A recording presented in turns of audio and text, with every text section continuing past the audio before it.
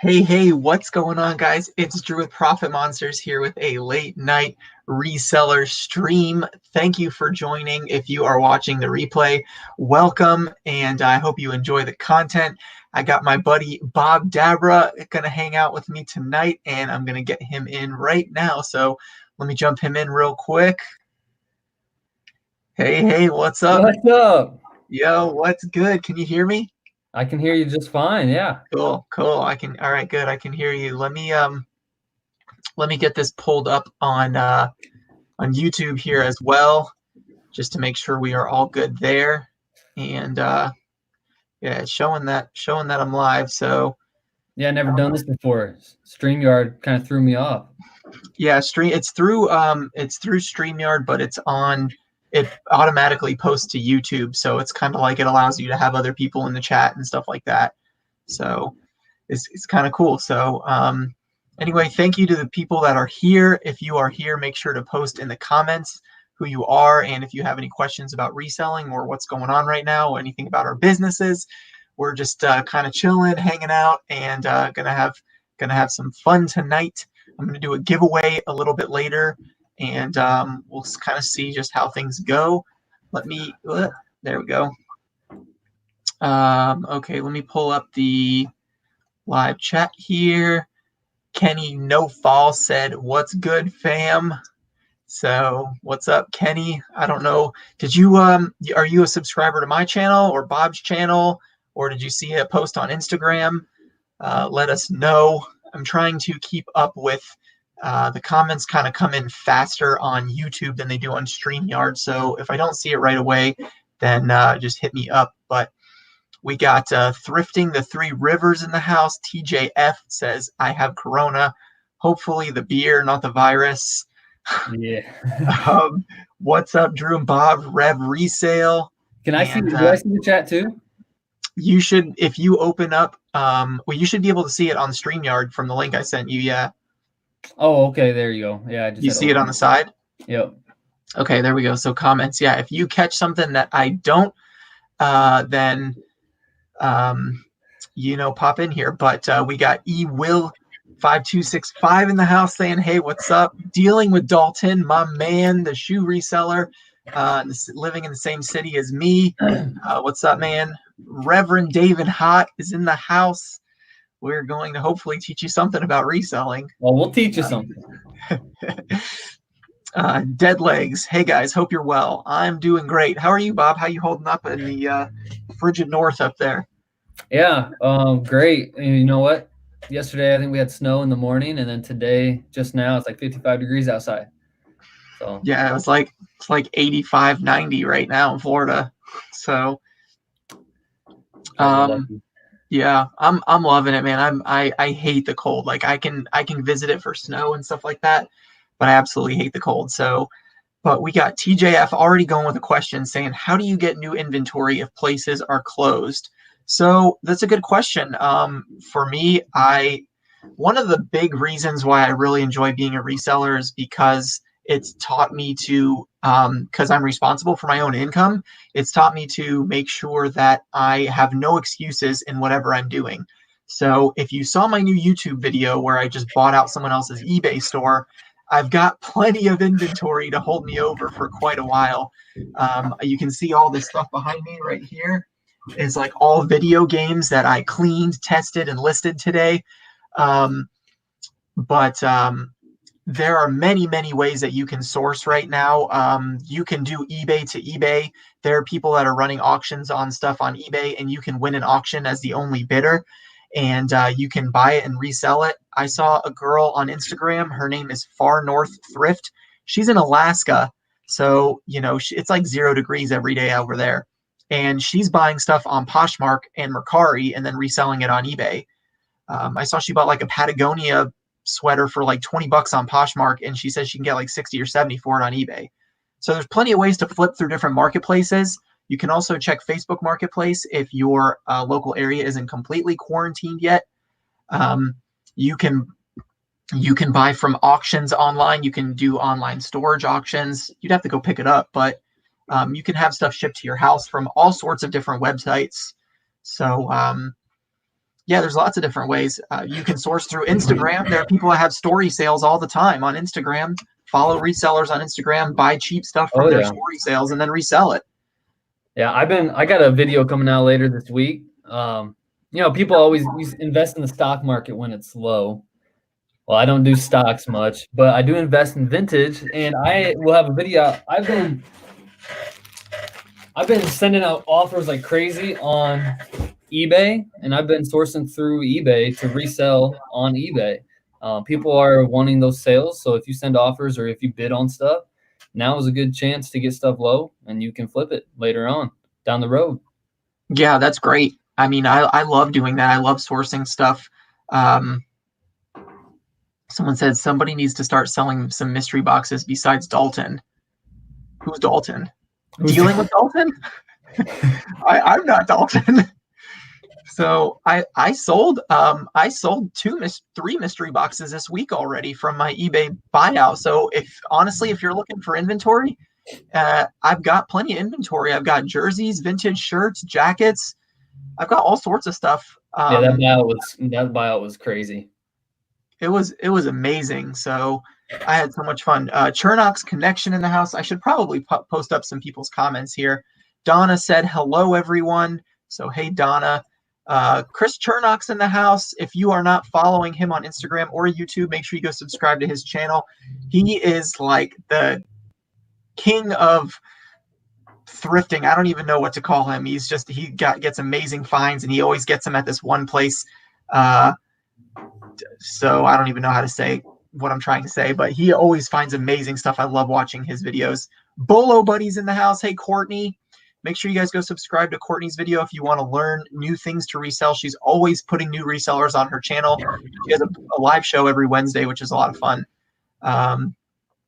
Florida Flipper. Dalton, the Florida Flipper. Yeah. Okay. I know who you're talking about now. This Dalton, though, I'm in the mystery box game, don't you know? Mystery box and shoes, I guess. The Thrift Raider saying, hey, thanks for coming in.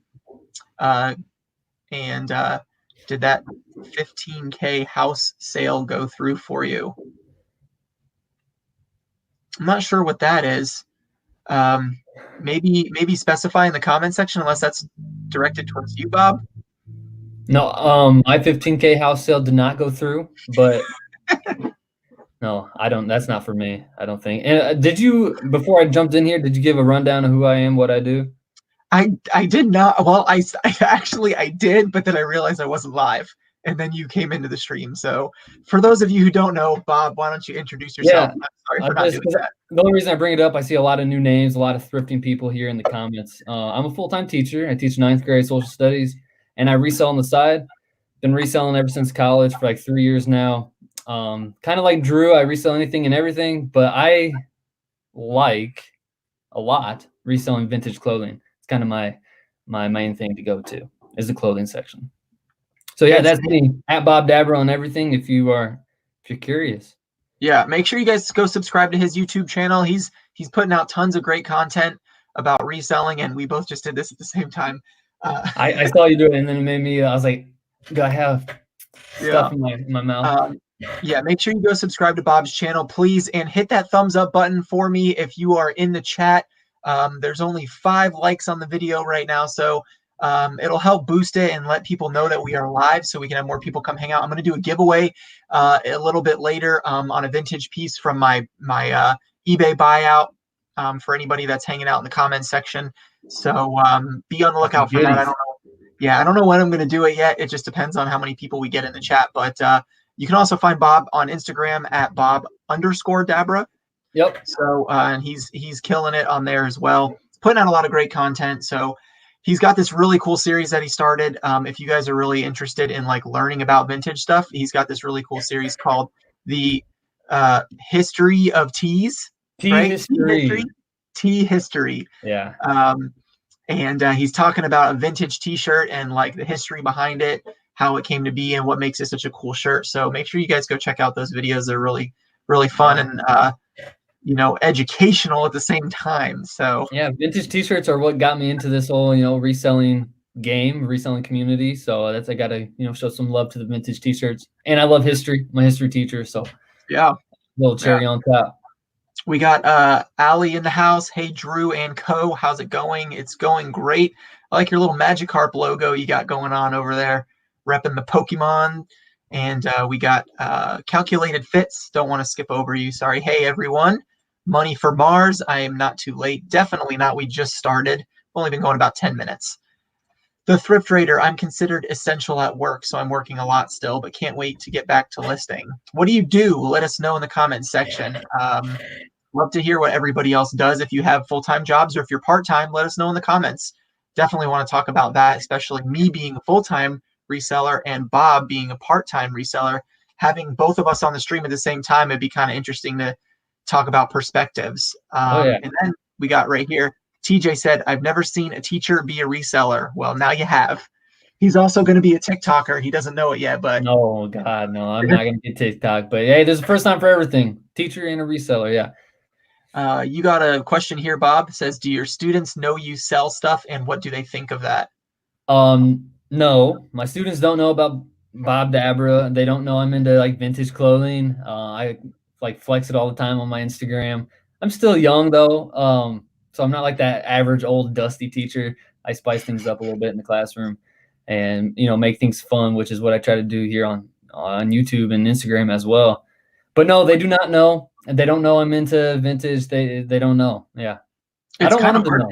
Yeah, it's kind of hard for them to know because it's not like you can walk in with that vintage Budweiser blimp shirt on for a school day, you know? Exactly. Yeah. Every teacher has hobbies. Teachers have lives outside of work. People just, I don't know why, but people don't think teachers do anything outside of work, but we do. And yeah, Are you a homework giver? You give out a lot of homework? no, our high school does not do homework. No. Oh, really? Yeah. Well, at least not the ninth grade classes. I teach ninth grade only. I've never heard of that. Yeah. We do all things in the classroom. I'm an IT worker, said the Thrift Raider. That's pretty cool. If you saw one of my most recent videos, well, not most recent, but recent videos about buying a bunch of wholesale phones, you'd probably really enjoy that video because I got it from an IT director for a corporate company. He's like the top dog at the IT department of his company. He reached out and offered me all these phones. You'd probably really enjoy seeing all the patch panels and all the phones and hardware that I got. It's a pretty cool video. We got HK saying, how do you determine the price of vintage clothing other than checking the date and single stitching? How do you identify vintage clothing?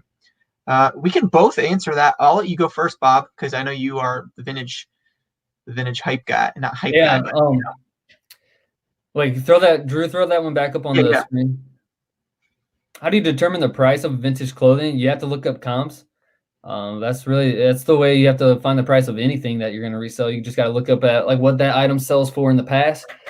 To me, I just went live a couple days ago and talked about some vintage clothing, and sometimes the personal value has more than like the price tag value. So I'll pay up for something if it means a little bit more to me, or I'll price it higher if it means more to me. But it really comes down to, if you want to sell the item, you got to look up comps and you got to compete with the other items that are listed. And then other than checking the date, single stitching, how do you identify a vintage clothing? Timestamps, just by feeling stuff. Like once you do it enough, you can just tell by the touch of something if it's like thin, old, see-through vintage versus thin, old, see-through new and just crappy. Like you can just tell. Just keep doing it and you'll learn. Yeah, you have to definitely watch a lot of other resellers who are doing vintage. That's because I knew nothing about vintage, and then I started picking it up at the bins and then just doing research. And you learn about like Hanes Beefy Tee tags, Fruit of the Loom, 3D emblem, all these different tags, screen stars. And then what I started doing was Googling tags from different ages, like for Guess jeans, they changed their tag. Carhartt has made different tags since the 20s, so like you just look up those Google images and you can see the different tags, and then you start to learn Disney tags. A lot of them will say made in the USA on them if it's vintage.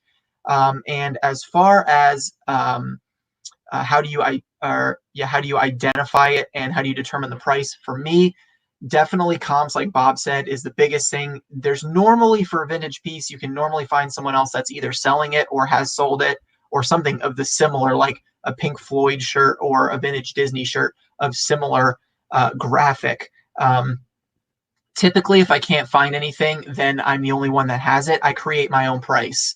Yep. So if I have a, like, for example, I'll just pop up one real quick. I haven't done any research on this yet, but it was in my eBay buyout. I posted on my Instagram right here, but it says button your fly, Levi's jeans 501. So if you don't know, Levi's jeans are button fly jeans. So it's kind of like a promo for that. And then on the sweater, I don't know if you can see that, it says 1990 on there. So 1990 Levi Strauss, but the tag is missing. So something like this, if I typed in, button your fly sweater and nothing came up, for me, I'd probably price it around 50 to 60 bucks and just see what happens. If I don't get any hits, then I slowly lower it, or I run sales like 10 or 20% sales. But it's always better to price high than to price under the market and then regret it. Yeah, and I'm glad you brought up tags here, because tags are a huge giveaway. You can tell if it's vintage by the tag. It's always usually the first thing I look at, really. Before I even look at single stitch, I usually look at the tag. So yeah, 100%. Just listed a bunch of shirts, several sold within minutes. That's amazing. Becky Park on Poshmark is a teacher. Yes, she is, and she's got a great YouTube channel. She's like almost at 10,000 subscribers, so you can go check her out. I'm an accountant and I'm required to work from home. This is week 1 of the new arrangement. Well, good luck. I just finished my taxes, so I'm thankful for people like you, because I don't know anything about taxes. I hated accounting classes in college, but I wasn't a college person to begin with. So Bolo Buddy said Becky Park on Poshmark, her students know about her YouTube gig. Well, yeah, because she's got almost 10,000 subscribers by now. TJ said, Bob, have you seen a student wearing a vintage piece? Oh yeah, I always give, I have, and I give subtle hints like, hey man, I really like your shirt today. And they're just like, get away from me, teacher. That's funny. Chris Chernock said, flex some quick vintage. Well, if you go subscribe to Bob's channel, he just did a video flexing his vintage top 10 favorite and most expensive vintage pieces. So don't leave yet, but make sure you go check out his video. I got bins and bins of clothing. I could probably pull 1 or 2 out, but I've got from this eBay store buyout. If you saw the episode 1 of the bins draft, I mean, I've got so much vintage stuff, it's not even funny. But yeah, Bob's got a Guess shirt up there. He's got some Tommy Hilfiger. He's got a Budweiser blimp shirt. Yeah, those are my personals. I'll show you my favorite one just quickly here. Yeah, do it. Pull it out for all the new people who don't know you. Yeah, for all the people who don't know me, this is my favorite current vintage t-shirt, all over print, Energizer Bunny, World Cup. I'm also a soccer coach, so this one appeals to me. This is like a good example. I would mark this higher just because it appeals to me more. But yeah, this is an example of like the vintage I seek out. Yeah, Chernock's Connection said he just subscribed. He'll take a look at your video, so that's pretty cool. Hey, thanks, man. Appreciate that. The Thrift Trader said, I love picking up men's vintage shirts. Not a fan of women's clothing. Yeah, me either. I got this one actually right here too. I got this Tommy Girl shirt right here. And it's a little vintage piece. And it says the Declaration of Independence on the back with the big Tommy Hilfiger tag. Sorry, I'm not used to doing this backwards on my camera. But it's a women's large. If you're into Tommy, let me know. I'll hook you up. Tommy Girl. Sorry, I'm burping. That could be a good one. Chipotle. So, let's take a couple more comments up here real quick, and then we'll just kind of pick a couple of topics to jump on, and you guys can jump into the comment section and let us know your thoughts about them as well. Yeah, I wanted to point this out. Courtney said, once you buy it and it sells for big bucks, you remember it, specifically vintage clothing when we were talking about it. When you find a 3D emblem Harley shirt, and it sells for over $100, you'll never forget that, So, you just kind of got to learn, watch other resellers, especially on Instagram. You can find tons of vintage resellers on Instagram and just learn from them. And again, my Instagram is at Drew_thrifts and flips, and Bob's is at Bob_Dabra, Dabra. Obviously, you can actually see it, his name right there. Right there. Same thing for YouTube and Instagram. So let me scroll down. Oh, I missed a comment up here too. Dead Legs said, I'm disabled, paralyzed, and resell a little bit to add a bit of income. It also gives me something to do. Well, that's cool. That's awesome. Don't You're the perfect example of not making any excuses, and I love that. So, you know, keep hustling, keep grinding, man. Keep You hustling. do it, man. That's what's up. That's what's up. So, someone said, I just found a vintage Joe Namath long sleeve button down dress shirt with horses and jockeys. Amazingly ugly, but someone will buy it. Oh yeah. Yeah, I've sold some really ugly vintage pieces, at least that I thought were ugly, and sure enough, they sold for crazy amounts of money. So, yeah, Chris said, cute rack for your shirts. You like my rack? Yeah. So women's clothing is interesting. I'm trying to get into it because I do pretty well on Poshmark, reselling on Poshmark, and I know that there's a big market.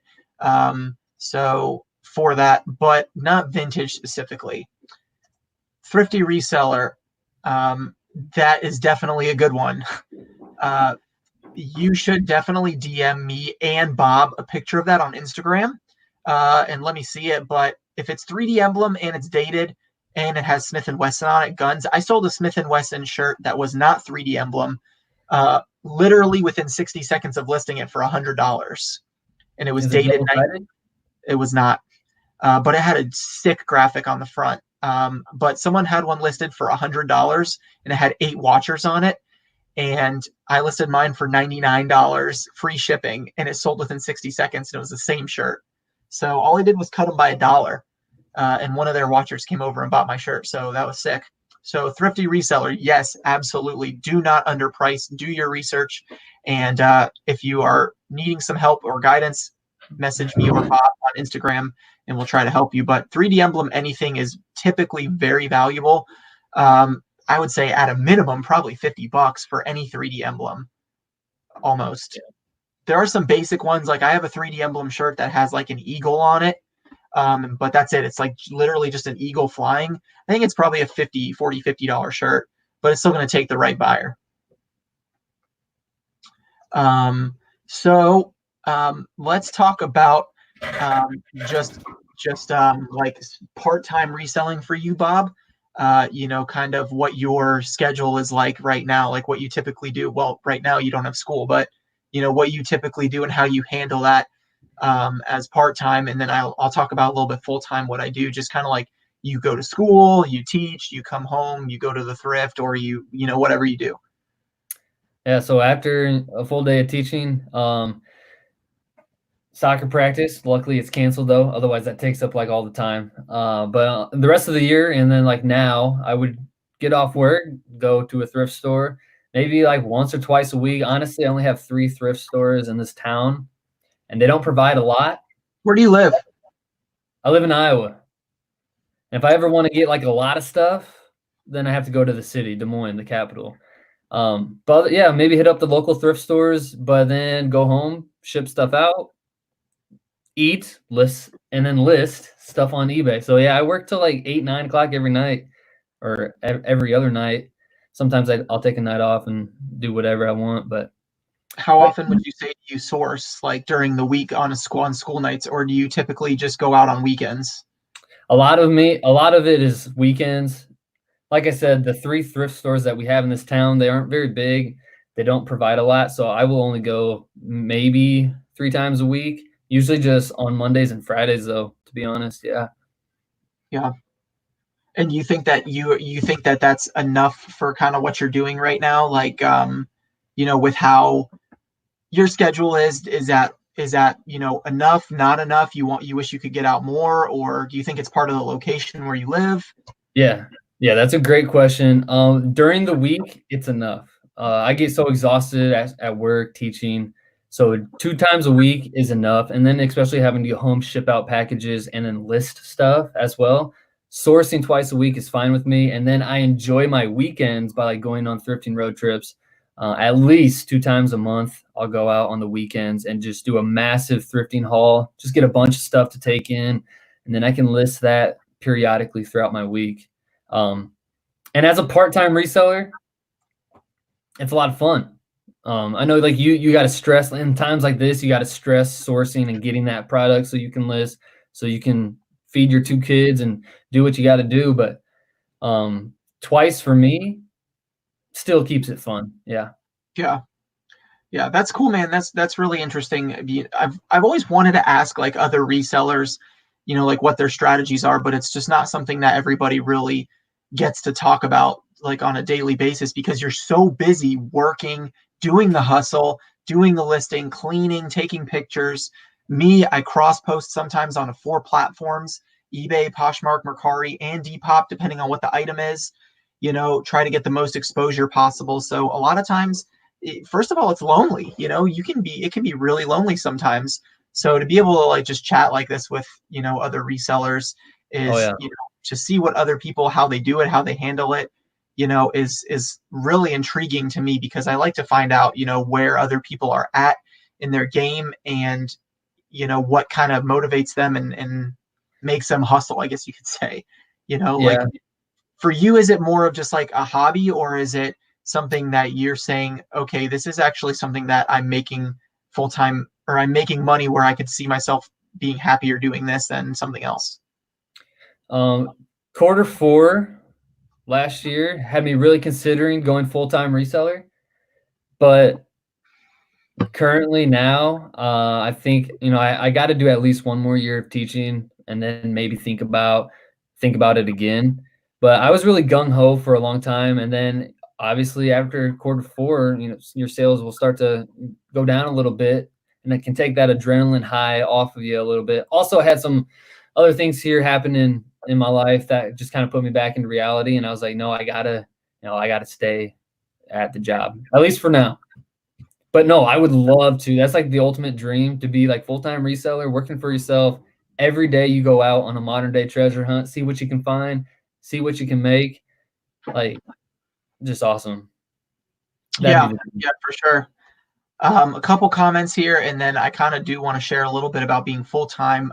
If you are in the chat, let us know if you haven't said anything. We just want to say hey and thank you for coming in and hanging out.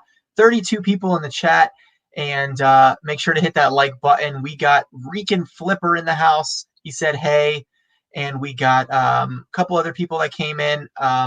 We got Jason said, how many listings do you have up, Bob? On eBay, I have like 350, and I do not cross post like Drew does. So basically just eBay and a couple sales on Instagram for me. Yeah. 350 right now. Cool, cool. And then Colin said, have you ever had an item sell on 2 platforms before you could take the listings down? I literally just shared this in my video that I posted last night. I had a Disney shirt that I sold on Poshmark about 2 months ago, and someone purchased it for full price on my eBay store. And I had to cancel the listing and apologize to the buyer because I had already sold it. And it was my fault for not doing my due diligence and removing the listing from eBay, but sometimes a few slip through the cracks, and it is a flaw in being a reseller that cross posts. Unfortunately, that's just the risk that I'm willing to take. It has happened to me. I'd say I'm probably more um, loose with cross posting and making those mistakes than many other resellers. Sometimes I forget to stay on top of my game with it. I probably have 1 or 2 a month that slip through the cracks. But luckily on Mercari and Poshmark, there's no penalty. If you sell something on eBay and then someone buys it on Poshmark, you can cancel it and there's no penalty. Someone may get upset, but you just have to apologize and say, I had an inventory mix up. I apologize. I have to cancel this order. So, but if it happens on eBay, then it can really mess you up. One of my buttons came off. Sorry, people. um, Harry Tornado's in the house. What's up, man? Thanks for coming into the stream. Really appreciate it. He is almost at 30,000 subscribers. It's Yeah. insane. I didn't Two, do Harry Tornado until like, I don't know, 3 weeks ago. That dude has blown up like crazy. It's amazing. yeah. And for you, Josh, if you're still watching, this is the Bob Dabra that Yeah. was in your live stream earlier today. So now you can put a face to the name. We are actually really good friends on Instagram and stuff. And so we built a pretty good relationship together. And so now you can put a face to the name if you are still in here. But guys, if you're not, which you probably are, go subscribe to Josh's channel, help him get to 30K subs. It's an amazing journey that he's got going on, and he's got absolutely incredible content he's putting out consistently, very positive and motivational. Some sellers use software as far as reselling, like cross posting. Yes, there's Sellhound, there's Vendu, there's List Perfectly. Bolo Buddies uses List Perfectly. She's made tons of videos on it. Me personally, I manually cross post all my stuff because I just have created a really good system for how I do it. And I can cross post on 4 platforms in like typically less than 60 seconds once I have the first listing on eBay. So I'm just okay with the system that I'm using now. Because I'm trying to cut costs anywhere I can. And there's really no excuses for me personally not to do it right now. Well, now that I've got all this inventory, it may be worth looking into, but I tried Sellhound and I didn't like it. It was slower than me doing it myself. So, and so we got Reek and Flipper saying, what do you like better, YouTube or reselling? So it really depends on how you're asking the question, because I love reselling because I'm passionate about business and I'm passionate about helping other people. So that's really why I like YouTube. I make YouTube videos because I enjoy helping other people and teaching something that someone else can benefit from. I mean, being able to monetize and make money from YouTube is obviously probably 95 to 98% of everybody's long-term goals with YouTube. You know, most people go on YouTube, you know, and you see these other people making hundreds of thousands of dollars going, oh, I want to make hundreds of thousands making videos. But that's ideally not what a lot of people actually have happen to them. You know, if your channel blows up or you have a couple viral videos, you know, even like Ray as the entrepreneur has shared on his channel a couple times about that. So, but I like reselling because I love, like Bob was saying, the treasure hunt, the modern day treasure hunt, the thrill of finding something. If you saw my video on my YouTube channel where I found the Air Jordan 1s from 1985 at the bins, like when you find stuff like that, it's what keeps you going. Like you can find good stuff, but when you find something like that, that's like a grail, you know, that people are dying to have, it just makes it, you know, all the more motivational. So what about you? Yeah, I'd say probably like the same for me. I just started YouTube and I just have a lot of fun with it. But if you know, check your priorities, what would you give up first, reselling or YouTube? I would give up YouTube way before I would give up reselling. So if your priorities speak any truth, I think my answer would be I like reselling better.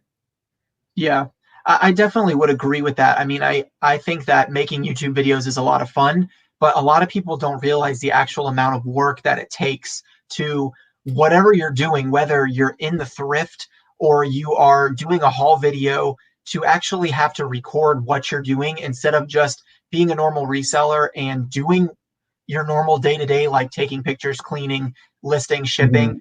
You are actually doing like 2 to 3 to 4 times the amount of work by recording what you're doing in the process of what you're doing it. So, you know, it takes a lot for somebody like that to be able to, you know, have the motivation to do it. It's not just like, I mean, right now I'm doing it pretty much for free at this point. I think my YouTube channel, I haven't gotten a check from YouTube yet, but I think in February I made $28 in YouTube revenue, you know, and I put out like, I think a video almost every other day. I think I put out almost 15 videos in February or even more. I was doing 2 to 3 videos a week.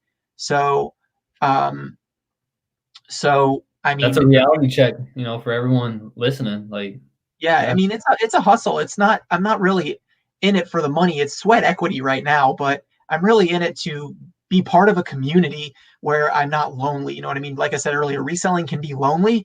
And so I'm also in it for the community of making friends. I've become, I would say, fairly good friends with a lot of people. I could name, you know, 10 or 20 YouTube channels of people that I've made friends with. Harry Tornado, Bolo Buddies, you know, all these different people, a lot of Josh, Primetime Treasure Hunter, you know, a lot of these different YouTube channels, you know, that I've made friends with, big and small, you know, and it's just fun to have that relationship, see what other people find and bounce ideas off of each other and stuff.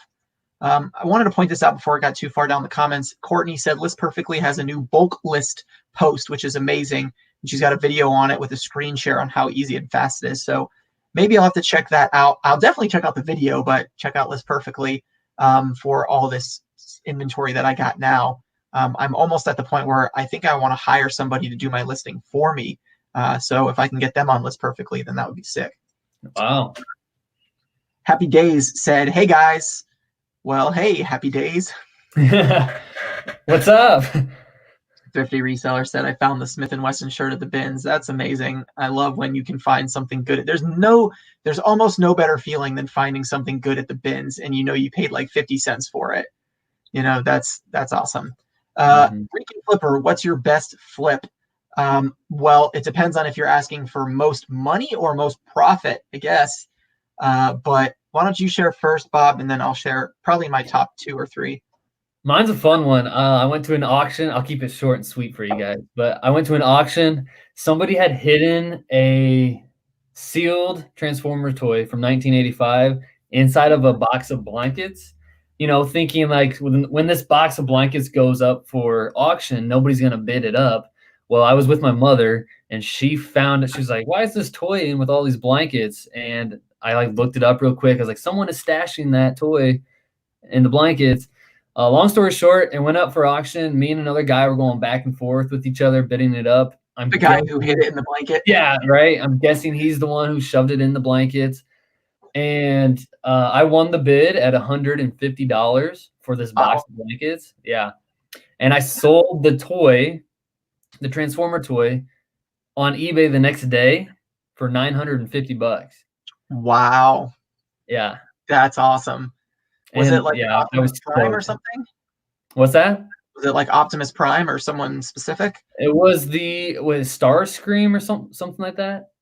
I have no idea who that is. Let me see if I can. Does my lighting look a little dark to you guys? Yeah, Sorry. It was crazy, and it was still sealed. Someone paid $950 for an old toy. Just craziness. Wow. I actually just talked about this when I went live the other day, but yeah, it was like my funnest flip and my biggest profit flip for sure.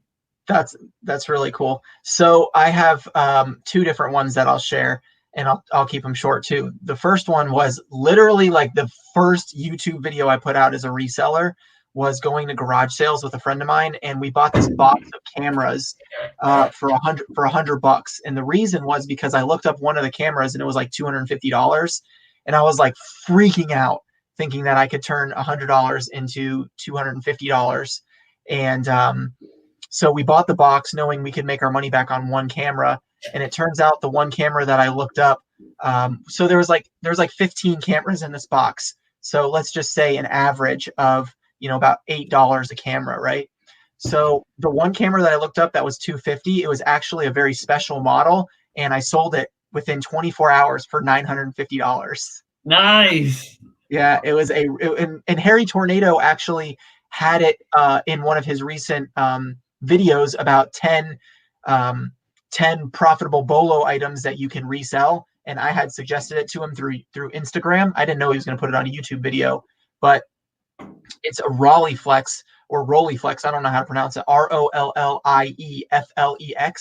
and it was like a very special rare model of the camera, and it even had some like algae or whatever it's called on the inside lens, which is typical for old cameras. And it still sold for $950. So that was an amazing sale. That's really what made me go all in 100% full-time reselling. I went to one garage sale and I was like, okay, I can do this. Yeah. But then my other one, which is the most profitable, is last year I went to a public auction, kind of like you. And it was the end of the night. There was like hardly anybody there. This auctioneer, at the end of the night, once he wants the stuff gone, he just basically tells people, go up to the tables, point at what you want, and he'll start an auction. He'll go 5, 10, 15, $1, $2, $3, and you can get stuff like dirt cheap, whatever's left over. Long story short, I bought this box of 1991 baseball cards for $2. I was like, for $2, maybe there's a home run in here, pun intended. But I was like, maybe there's a home run card in here. I know that this was kind of like that junk wax era or whatever, but I said, let me give it a shot. And when I got home, I opened it up and it was not baseball cards. It was these 1970s and 80s wacky packages. They're like, what are they called? I'm having a brain fart. The Slobby Robbie guy has like a card Or the What? garbage pail kids. Yeah, Garbage garbage. pail kids. These are kind of like garbage pail kids, and they're just basically like memes from the 70s. So if you see these, it says like Promesso gooey pizza sauce, plaster chips, shingles instead of Pringles. And it's just all memes basically. Snort, like just brain power, like all sorts of stuff. Bug Wally. These are stickers. So and they came in sets. Now, what's awesome about these is people pay insane amount of money for these things. I sold one sticker for $150. One sticker. From this, you can see how many I still have left. The thing is basically still full. I've probably made over $2,000 from this box already selling these stickers. Oh my gosh. It's absolutely insane the amount of money that I've made from this thing. And it was all just buying it for the baseball cards, but it happened to be something else that I got really lucky on. But some of those are really rare and hard to come by, and people collect them. So the ones from the 70s, like 1976, 77, and 78, I think are the most rare. So anyway, if you come across wacky packages or garbage pail kids, pick them up if you can get them cheap. They are very, very, very profitable. So and I talked Bolo Buddies. Courtney did a little interview with me where I talked about these on one of her Bolo live shows. It was a lot of fun. The Thrift Raider, garbage pail kids. Regan Flipper said, I found a Dymo stamp in a garage sale for $2 and it sold for $500 on eBay. Wow. I don't know anything about stamps. I know that the auction professor on YouTube, he says that you could go through literally millions of stamps before you find one that's really profitable. So for you to find one that's amazing, that's like finding a needle in a haystack, apparently, from what he says, because there's so many stamps out there that to find the profitable ones is so hard to come by. So congratulations on that. Again, let me know in the chat if I missed it. If you guys are part-time or full-time, make sure to just leave a comment and let us know so we can kind of see what's going on. I am going to do a giveaway in a little bit for those of you who were not at the beginning of the live stream. We're going to do a giveaway. So, and also feel free to share your most profitable sale. We'd love to talk about them and see what they are. Thrifty Reseller said, I bought a Sony vintage CD player with a case at Goodwill for $2 and it sold on eBay for $120. Yeah, vintage CD players, Walkmans, vintage cassette players, all those electronics are absolutely insane. People pay crazy amount of money for them. Japan wants their stuff back. Yeah, I guess so. I sold a pair of Nike Cortez shoes. It was in my last YouTube video, and they went global shipping to Japan. It was a really cool sale. I sold a pair of, or I found a set of vintage Adidas tracksuit sweatpants and a sweatshirt with the old Trefoil logo like patched on it. It was really dope. I found it at the bins and I sold it for I think $90 on eBay, and it went to Japan too. So it's pretty cool to see, having the global shipping stuff. An electronic stamp. I don't know what that is. I'm very uneducated in stamps and anything history like that. That's why I have Bob as a friend. I don't know what an electronic stamp is. I don't know. Yeah. Anyway, feel free to send me a message or a DM of what it was. I'd love to see it on Instagram. If you see Nishika N8000 camera, pick that ish up. They used one for a Little Yachty video. Yeah, that's kind of like the Travis Scott thing with the Nike sweatshirts. It's like Travis Scott wears a Nike sweatshirt with the swoosh, right here, and instantly those sweatshirts went from 20 to 120 on eBay. Yeah, that's insane. My buddy on Instagram that did the last video with me thrifting with Kyle, the draft video, he found one at the bins the other day for $2, and he sold it on eBay for $80. And I was like, dude, you underpriced that thing, but yeah, they're easy 90. You can't complain when you turn $2 into $80. So he's a fast flipper. He doesn't like to hold on to things. So he was really happy with that.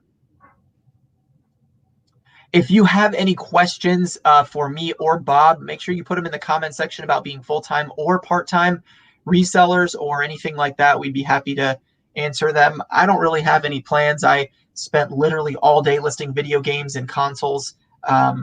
So, but I would like to do something kind of fun and get your guys' opinions. So I've got 2 different items that I have offers on, and I will accept or decline based on the comments in this live stream right now. Oh, So let's see. Let me show you guys what I got going on real quick. I'm going to shrink you just a little bit here, Bob. Well, all I'm right. going to, so I can No. post it up here. I can't do the screen share, so I'm just going to separate it real quick. And okay, here we go. This is a vintage Jurassic Park Universal Studios hoodie. So I listed it for $30 with free shipping, and I got an offer today for $17 free shipping. Should I accept, counter, or decline?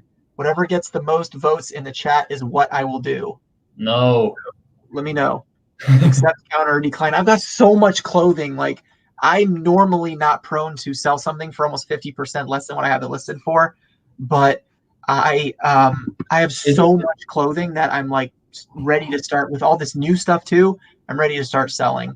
You said that's vintage, you said? Yeah, it's got the vintage Universal tag on it. Let me see, Universal Studios. It's from like the early 2000s. It's not like 1980s or 90s or anything, but it's got the old Universal Studios tag on it. It's a size small. So it's a size small. It's not a large or an extra large, so it does take a more specific buyer. So that is something taken into consideration.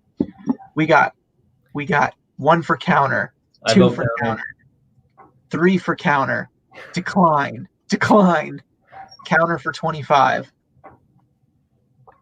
Don't take it, counter. Okay, but you got to let me know what you would counter for. Yeah, what would you guys counter for? Like you specifically? It's 30. It's listed for $29.99 free shipping. And okay, let me preface because I should have said this first. This might change some of your answers. The original offer was 15. I countered at 20 to just try to make the sale, and they countered at 17. So would you accept a 17 knowing that they've already counter offered? Would you counter offer back at 20, or would you decline? I'd have to go 20 again. 20? I think. I'll tell you what, if you look at my my eBay, I'll try to just show you right here. Look at this. All the offer expireds are counter offers that I made to buyers that got declined. I just got an offer for something on Poshmark. We can look at that in a second. But look at all these offer declined. I had two GameCube offers today that I counter offered. The buyer declined. Trying to see if I can get this as close as I can. A couple solds, offer expired. I've had a lot of bad luck with counter offering on eBay and Poshmark yesterday and today. So everyone's saying counter or decline. Me personally, I wouldn't say never. Nine times out of 10, I will never decline. I will always counter offer until the buyer declines it or lets it expire, because you never know. Me personally, I've had I know I'm missing some comments, but said, how long has it been listed? Probably 2 months, maybe. Not that long. I picked it up at Goodwill for $4. It was just a quick source trip. I'm not desperate for the money, you know what I mean? But I would like to make a couple sales come through, especially with how much slower things have slowed down. So I have $4 into it. But the reason why I never decline is because I've had sales where I had something listed for $100. Someone offered me 20. I countered at 99, and then the buyer accepted the offer. Some people just want to see if they can get a deal before actually purchasing because they want it. For example, for you collect certain vintage pieces. So you may make an offer for somebody and they can say no, but you still really want that shirt, and you're just going to say, okay, I'll take it. You know, I've done that. Yep. So I know I have to think. I have to think as a buyer, not as a seller, and that's something that we can definitely talk about, in the stream a little bit. Is when you're a seller, you have to think like a buyer. You have to think, what is this buyer thinking? Why are they making this offer? They are the buyers don't know that you went out on your own time, sourced it, spent your own money, listed it, cleaned it, shipped it, all that kind of stuff, cross-posted it, those things don't matter to a buyer. They don't know how much time and effort you put into it. They are only willing to pay what they feel the value is. And some people don't see the value in it. That's okay. Then they can just move on. You saw how many offers I had that got expired, from sending counter offers, and they declined it, or they just they ignored it. I've got so much. I've got my active listings on eBay right now is like 1,550. Wow. So 1,550 active listings on eBay. So I'm okay selling stuff right now for a lower price than what I normally would, because given the circumstances of what's going on in the world right now, you're going to make probably less sales than you normally would. But at the same time, let's do the math. Okay, so if I sell it for $20, I paid $4 for it. So that's $16 minus your eBay and PayPal fee of 13% on a $20 sale. That's going to be $3, less than $3, $2.50. So 16 minus 250 is what, 1350? And then you minus out $6.94 to put it in a padded flat rate envelope. So $7 minus 1350. I'll still profit $10.50 on the sale, and it'll get a bigger sweater clothing item out of my inventory. You know what I mean? Like, shirts are this thin in these bins, but you can only fit so many sweaters and jackets into them because they're bigger. So to make $10 net profit, no, it's not the best sale, but it's still a sale. Yeah. That's my take on it. So everybody said counter, so I'm going to counter at 20 and see what happens during the stream, and then I'm going to let you comment on your opinions on that, and then I'm going to share one more. My opinions on that counter offer? No, like about counter offering and just in general, in your opinion and stuff. Because you buy and sell. Like me, I'm not a collector of anything. So like I don't buy something and go, oh, I have to have that. Like I need that Grail piece. I need that vintage Tommy piece, where you may be more willing to pay for it because that's like your hobby is collecting that stuff. Mm-hmm. So yeah. I'm interested to hear your perspective. No, yeah, it definitely makes it easier when you buy and sell. A lot of people just buy to sell. But yeah, I buy a lot of stuff to hold for myself to collect. So I will always usually try to get a better deal, because why not try? Right. But then if they, decline or counter offer, I usually accept it right away, no matter what it is, if I really want the item. So, and when I'm selling, I usually, like you said, I usually counter offer always, just because you never know what's going to happen. Yeah, you have to just take into consideration, again, like, okay, so for example, Thrifty Reseller said, sometimes I explain to the buyer that shipping alone will be $7 to $8 and that they aren't being price gouged. So, excuse me. So some people don't really understand how shipping honestly works. They're just looking at it from the mentality of, this shirt is a $20 shirt, mm-hmm. or this jacket is a $20 jacket. And they're not looking at it from the perspective of supply and demand. Like, nobody is on eBay. I was telling a friend this the other day. Nobody is on eBay scrolling through billions and billions of listings going, I could use a fishing rod today, and because a fishing rod came across. They're going on eBay typing vintage 1994 Olympics, single stitch shirt. And they're searching for a specific item, or they're typing in Carhartt jacket, and they're looking for a Carhartt jacket size large. So most people on eBay are searching for something specific. So they're not really thinking necessarily that some people understand the shipping and some people don't. And so, that's why I always counteroffer. I never decline, because there are some buyers out there that are just trying to get the best deal. And at the end of the day, you have to respect that, because you are going to the thrift or to the bins or to a garage sale, and you're negotiating at a garage sale. Someone's asking $5 and you say, will you take $2 or $3 for it? You are doing the complete same thing that a buyer's doing, just on the seller side. You're buying it from someone else and you're being super cheap, trying to get them to sell it cheaper. So, just put it into that perspective. I guess that's how I try to look at it from every time I have an offer come through, even though it's frustrating. I mean, it happens. And I share it on my Instagram. Some are just really bad. And I share it more for a joke, to make somebody laugh or to make somebody smile, because I deal with it every day. And at the end of the day, it's part of the business. It's part of the game. if you are selling on any platform, there's going to be negotiations. You know what I mean? That's why I always try to price myself a little bit higher, knowing I'm going to get low offers.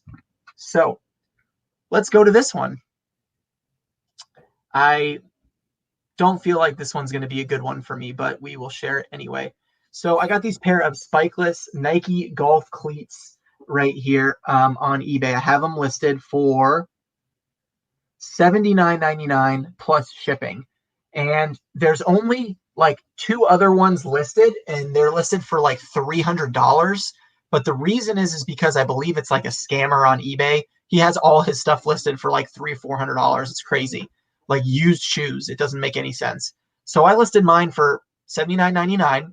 And I literally, as we started the stream, like while we were doing the stream, I just got an offer for $50 plus shipping. So it's more than half. However, this was in a YouTube video where I was at a Goodwill. I paid up for these. I paid $24.99 for them because they were clean, like brand new clean. So I paid up for them because I figured if I can pay 25 and get 50 for them, I can double my money and be happy on this deal. So I got a $50 offer, but it's $30 less than my original list price. But I listed them higher on purpose. Would you, in the comments, let me know, accept, counter, and for what price, or decline? Whatever gets the most comments in the comment section is what I will do for this pair of Nike spikes. I'd like to accept because it's $50 right now. $50 sale is a good sale right now. You know, I don't know who's golfing during the coronavirus, but, you know, I'm not complaining. Maybe it's indoor golf. I don't know. Maybe they're just going to Topgolf.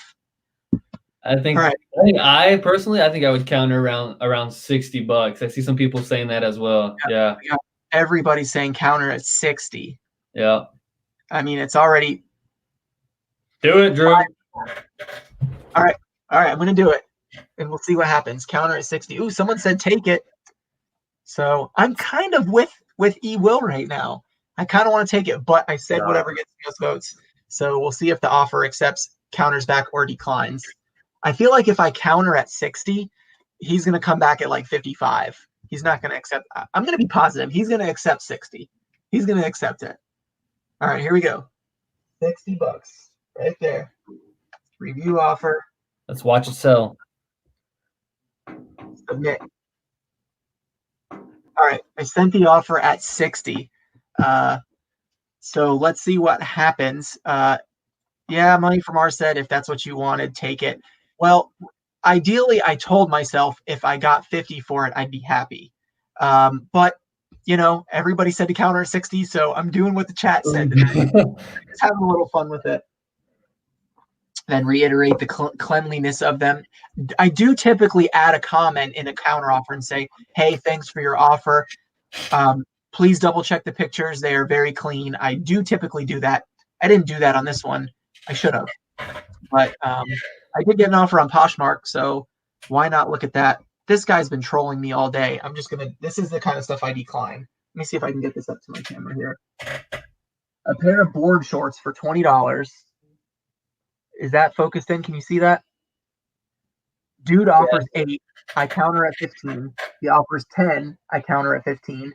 He offers 11. I decline the 11. And he just sent me another offer for 12.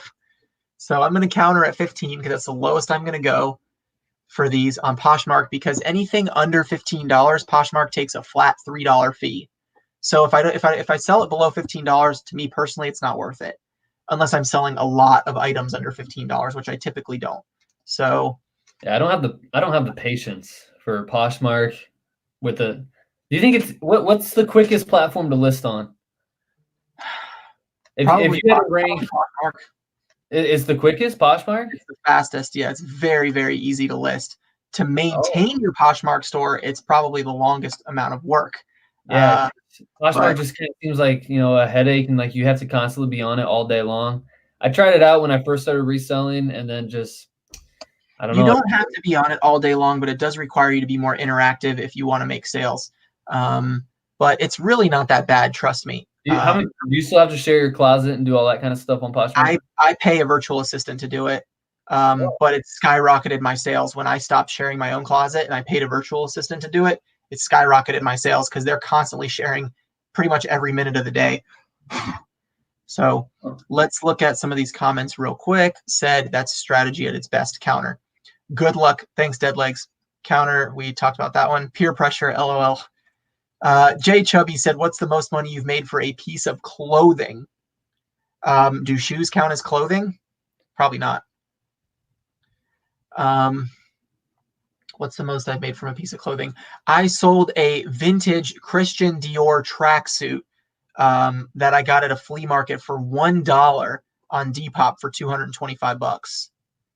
That's the one that comes to the top of my head right away. I've sold some pretty good ones, but I think that's the most expensive I've sold, especially for profit. I paid $1 for it.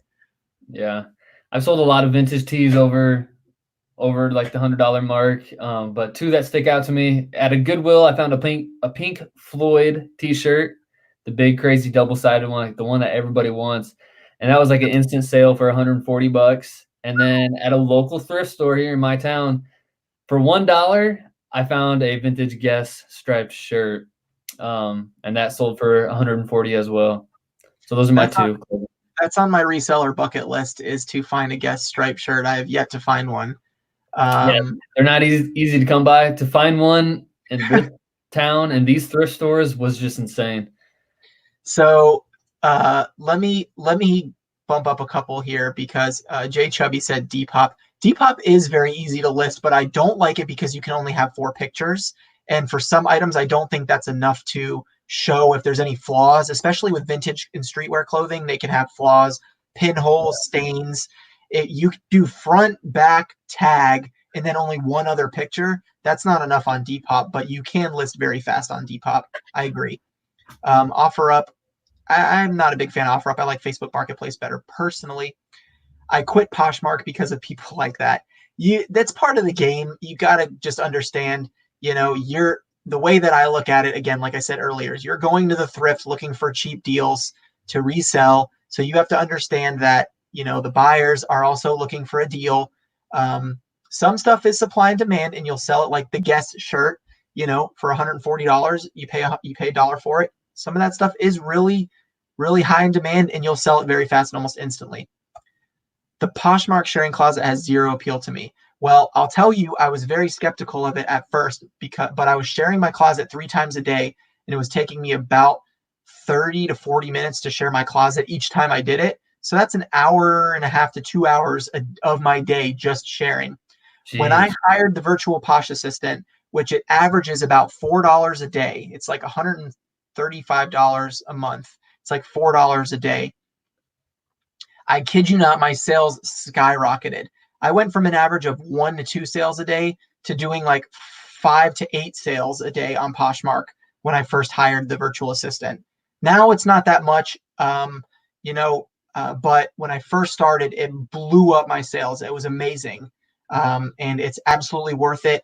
It's more time you can spend sourcing, listing more material. They don't hack your account. It's legit. And someone was asking about it. I don't know if it was up a little higher or not. You can't end the stream until both offers complete, even if we have to wait for them to expire. Oh, I feel you on that. It's only March 24th. We have lots of golf time coming up. You're right. Not right now, though. Someone was asking about the virtual Posh assistant. Anyway, it's on Instagram. I'll put it in the comment. You just search virtual, if I can spell, virtual Posh assistant on Instagram. I just put the comment in there. Hey, Emily, just popping in to say hey before you go to bed. Make sure you go subscribe to her channel. Help her get to 1,000 subscribers. Thanks for jumping into the live stream before bed. Have a good night. How did you hire your virtual assistant? It's a website. This is who I was trying to answer the question. No, it's a husband and wife team that hire like handicapped ladies and like older women, typically that live in like nursing homes, that give them a job where they don't have to leave their building and stuff. And all they do is sit on the computer and share your closet, and they get paid for it. It's amazing. It's worth every penny. My sales have blown up from it, and I don't have to do anything with my Poshmark anymore other than add the listings. and they constantly get shared. I don't have to do any work on my Poshmark. And I just made a sale, not the counter offer, but I just sold a pair of shoes on Poshmark for $35. These Nike Hyper Venoms. I got these at a thrift store for like $5. So $35 sale, not too bad on Poshmark, especially with everything going on right now. So Virtual Posh Assistant is well worth it. And they're super friendly. There's no hacking. There's no deleting sales. There's no stealing money. There's no taking money out of your balance. It's all safe. It's all real. It's not a bot. It's a real person. So Regan Flipper, I don't like selling clothes. I didn't either when I first started, but then when I was making money doing it, I was like, all right, I can do this.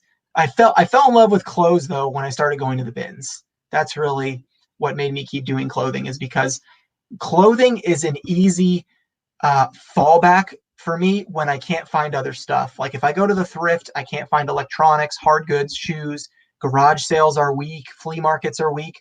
I know I can go to the bins and get a big haul and have stuff to list. And that's why I love clothing. Yeah, I never did. I used to hate selling clothing as well, unless it was vintage. But just like a normal like Carhartt sweater or just something like that's in demand but not vintage. I used to hate selling that stuff too. But now it's like almost all I sell. I try to get into I need to get into hard goods more. I really do. Yeah, garage sale season. That's a perk of being a teacher. I get my whole summer off. I'm going to be thrifting like crazy this summer. Yeah, I just sold this Nintendo Wii bundle. I listed it today. This is like one of the ultra sensor bars or something, but I just listed it today from all my listing for $109, and I got an offer for $99. So this one sale has done me good today. Yeah. So, video games are selling. Make sure you are listing that stuff. Victoria, Adventures in Reselling. Hey, Drew, long time no see. Thanks for coming into the chat and hanging out with us. Sorry, my face just got so close to the camera. And Bolo Buddy said, Emily Conway is on my channel tomorrow night, 10 p.m. Bolo Buddy's live show. This is the channel I was telling you guys about. Make sure you go check out. Oh my gosh, I can't stop burping. Sorry.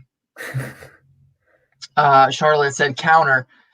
I already did, so we'll see what happens. I'm waiting for responses right now. So waiting for responses from both of them.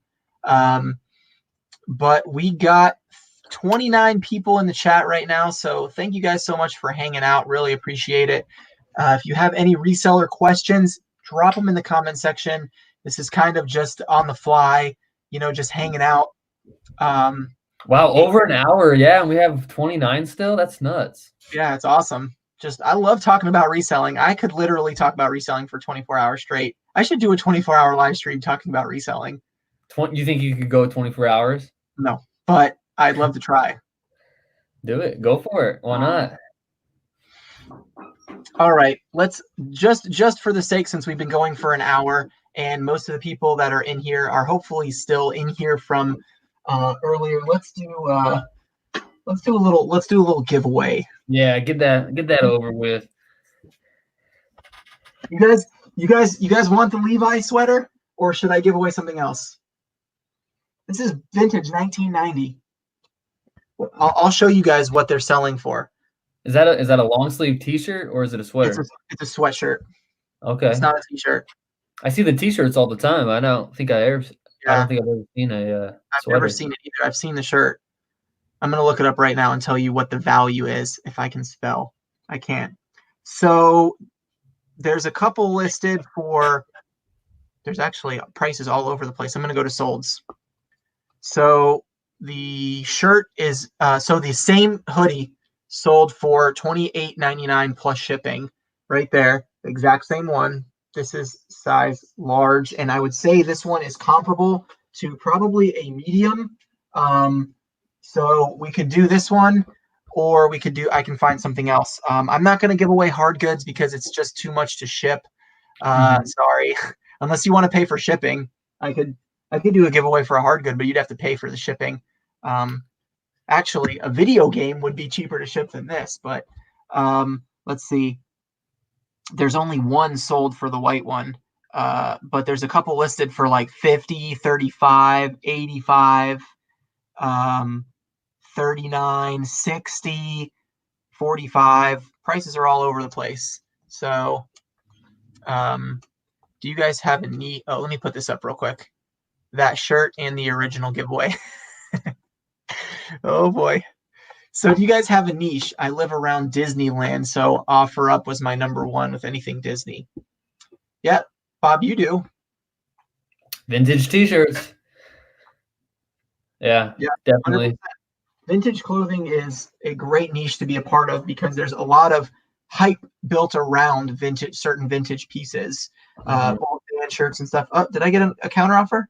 No, darn it! I got a notification. I thought it was a counter offer. I love selling Disney stuff because I live near Disney World in Orlando, Florida. So I love picking up Disney stuff at the bins and selling it. It's great. I do a lot on Facebook Marketplace too. He's already trying to give away a Jurassic Park hoodie and golf shoes. Might as well give away this. We got someone nice in the chat. It's a giveaway you should choose. All right, let me find something that we can that I can give away here. I'll find something fun. Let me see if I can put just Bob. Whoops, didn't mean to remove you. Trying to see if I can hide for a minute so that I can find something good to give away. You guys, stay tuned. I'm going to grab something real quick. Don't leave the stream if you want to be part of the giveaway. Now I get to sit here and entertain all of you. Ask me a question. Quick, before Drew gets back. Someone, anything. Hi, sir. Hi. Not a question. Favorite color? Nice question. Blue. Yeah. Married? No. Recently single.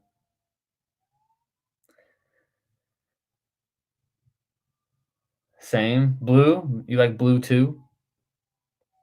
Is my school still open? That's a good question. No, it is not. We got shut down 2 days before our spring break was supposed to start, and then it's still shut down, and I don't know if it will open up again, actually, this year. It's crazy stuff. That coronavirus is actually crazy. Favorite historical figure? Ooh, Rockefeller. What a guy. Or Teddy Roosevelt. Rockefeller is like an inspiration, though. You got to go out and just business, beat out the competition.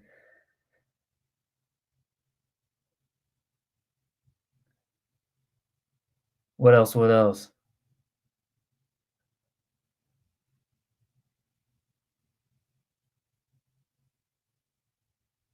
Favorite? Oh, I got to refresh this. Favorite kind of music? I listen to everything. Country, rap, everything in between.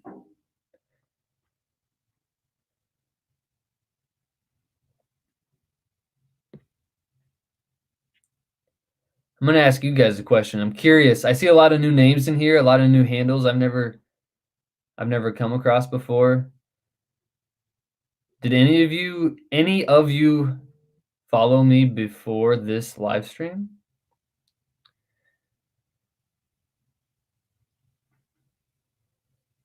Yeah, huge thank you to Drew. He's not here, so this is the best time to thank him. Thanks again, Drew. Thanks for having me on your live show.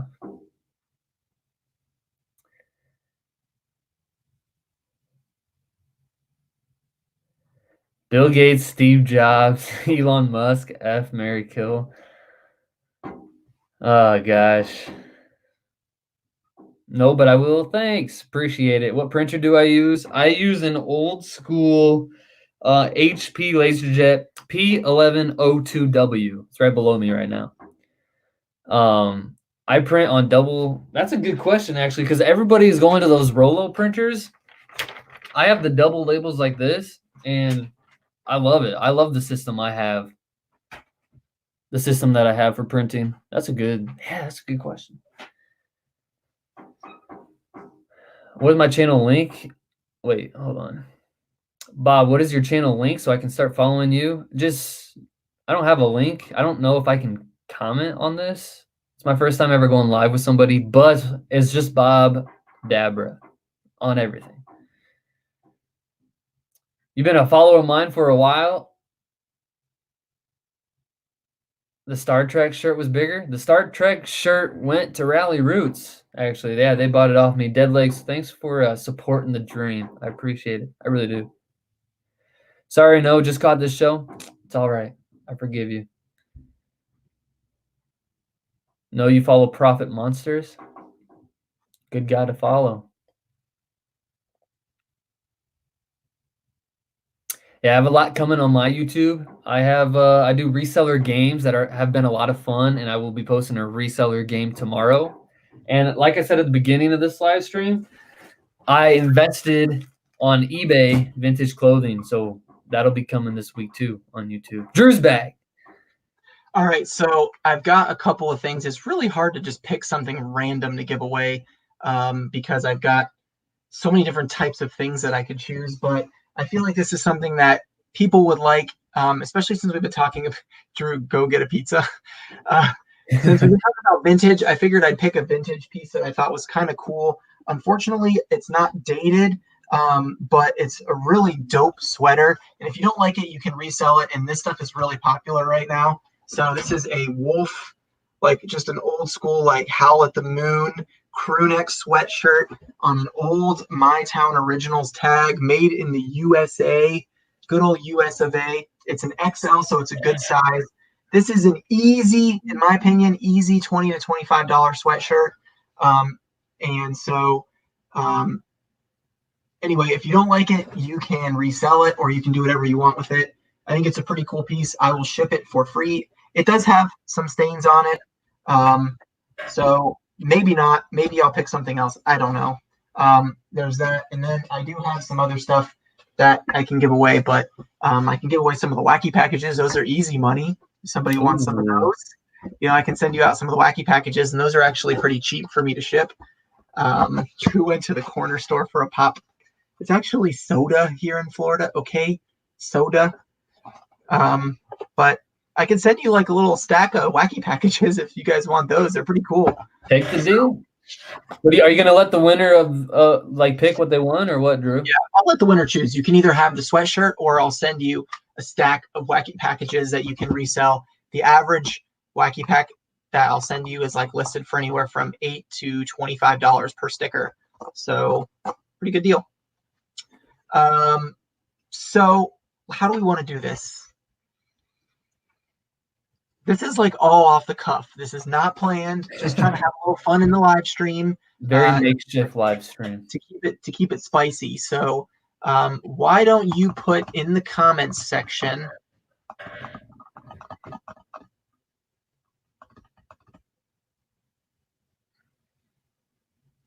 Okay, I got an idea. I don't even know the answer to this, so that's why I think it's good.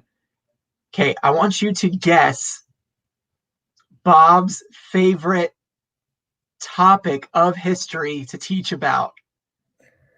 Like, let's say pick like I don't know, like what type of, is it all history or is it like I teach here? I can give you my units. Okay. I teach world studies, so we start with ancient river civilizations. Then we go like ancient Greece, ancient Rome, medieval times, and then we kind of just work into like map skills and human right violations and stuff like that, like big worldly problems the second half of the year. So we go. So pick five categories of history, 5 lessons, and then your favorite lesson is in those 5, and then the first person to guess it will win. Okay, you mean like 5 of the topics? Well, is that enough? Because that only gives 5 answers. Yeah, I don't know. How about like? No, that's not good. That's not good. Yeah, I'm not good at this. That's tricky. Because then the first 5 people type in all 5 options would. Okay, I'll do it this way. I'll pick a sale that I had on eBay. I'll show you what it was, and then whoever can guess closest to the price I sold it for will win. How about that? Sound good? Or whoever they were making, jokes about you going to get a pop. How about your favorite pop? I don't typically drink a lot of soda, but I'd probably say I like root beer. I like root beer a lot. Okay, I'm going to try to find a good one, something that I didn't share on Instagram or in a recent video. His favorite color? Yeah, because I answered that earlier. Egypt. Egypt was the answer. That's Genius. funny. Genius. My favorite historical figure. What is it? Huh? Who was listening? Okay. All right, here it is. Here's the item. You guys ready? You only get one guess. And then if nobody gets it, then we will do it again. So don't just keep spamming numbers so that I can't read it. JD Rockefeller. It is, yeah. Okay. I sold 2 days ago, I sold 7 GameCube games in a lot. Okay. This was with free shipping. Okay. This came from the eBay buyout that I did, and I will tell you the games. Mario Golf, Power Rangers, Tony Hawk's Pro Skater 3, True Crime, Tom Clancy's Splinter Cell, Legends of Wrestling, and Teen Titans. So there's nothing amazing in this lot. I want you to guess, how much did I sell all 7 of these games for? The person with the closest answer will win. And sorry if I don't know your actual name other than what's on here, like Money for Mars, Recon Flipper. I don't know your actual answers, so sorry. But you can feel free to put your name in after if you win. I don't see the answer yet.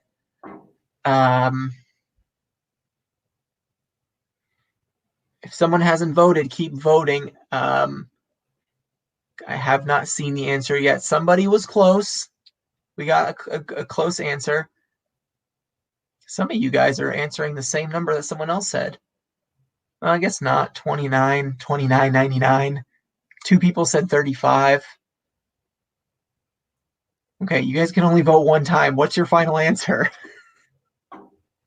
They're just all right, spamming. whatever. Just spam it. If nobody else wants to vote, then what's T17?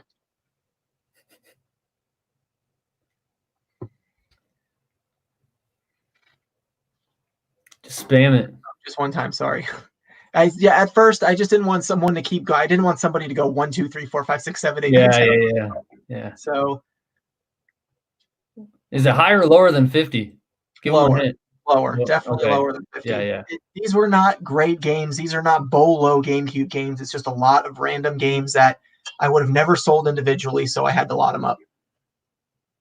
You haven't seen it yet? No, we had one person very, very close, which I might have to give them the win because nobody's putting change. So I think I'll have to give it to, let's see, Bolo Buddies put 17 and Recon Flipper put 18.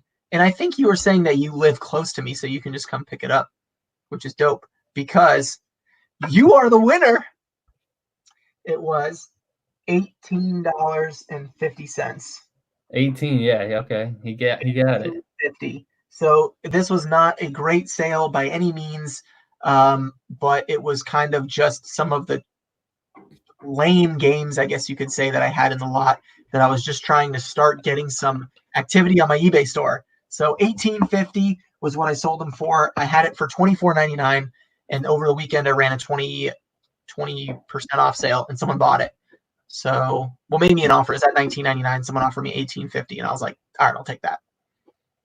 Now the real question: what's he gonna take as his prize? You want the wacky packages or you want the sweatshirt? Were you the one that was saying you want hard goods? I can give you some type of hard good if you're gonna come pick it up. If I have to ship it, I don't know, but you live in Castleberry? Okay, you're like 15, 20 minutes away. All right, we'll meet up. If you want a hard good, I'll give you a hard good. I've got a little Nintendo DS. Would you be happy with a Nintendo DS? I don't have the charger for it. That's the caveat to this one. But I will hook you up with this Nintendo DS if you'd rather have a hard good. Do it. And we can meet up. We can meet up in person. That'd be pretty cool. So, do you have an Instagram message. I don't know if it works or not because I don't have a charger for it. It does have the little stick thing still, whatever that's called, the stylus, which you don't see very often. I'm pretty sure it works. It's very clean. I just don't have the charger to test it. So it's up to you. You can let me know, DM me on Instagram. We'll have some fun. We'll hang out or whatever. And Victoria E. Thrifts is in the house late night, stopping by. Thanks for hanging out. Go subscribe to her YouTube channel if you haven't seen it. She's got some cool content too about reselling. And she sells a lot of jeans. If you are interested in selling jeans and stuff like that and learning more about that, she's got some great videos on that I learned from. So pretty cool.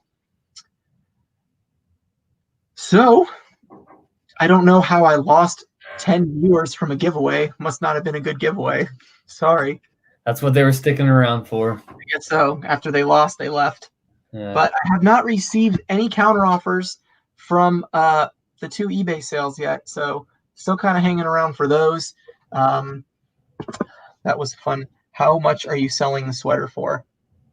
The wolf one? Like, you want it? I mean, if you want it, you can have it for $20 shipped. $20 shipped. I think I have it listed for $39.99 on eBay right now. What size is it? It's XL. $20 shipped. What you talking about Star Trek earlier? You sold a Star Trek shirt to Rally Roots or something? Yeah. Yep. Bro, check this thing out. Oh wow. Is that like is that a spin-off or something? It's Leonard Nimoy.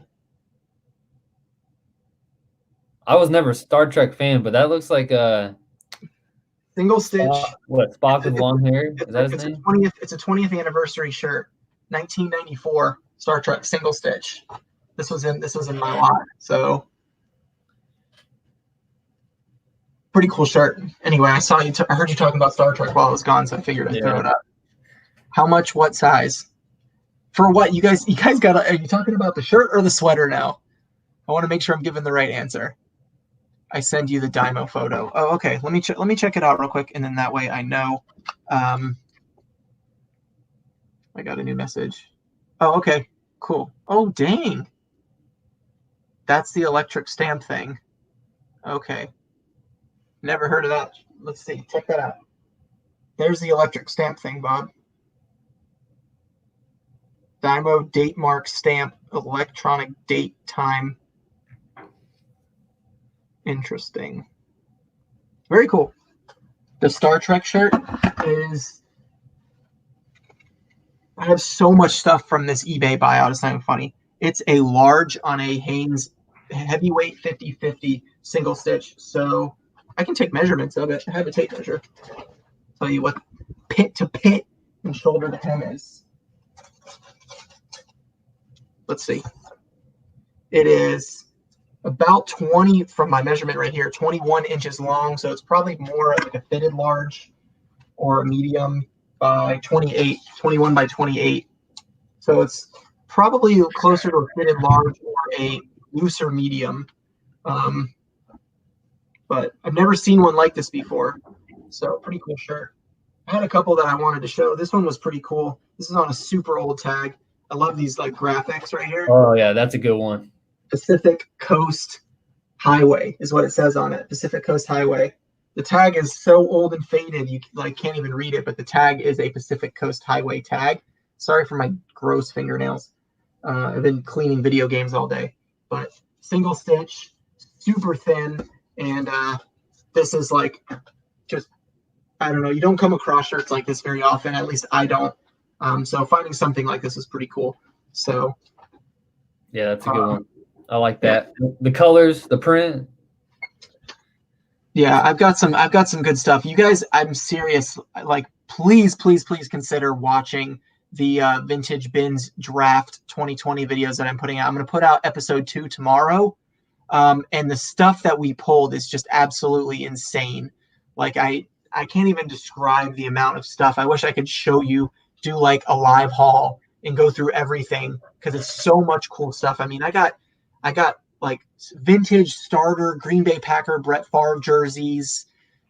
Mitchell and Ness jerseys from the 80s.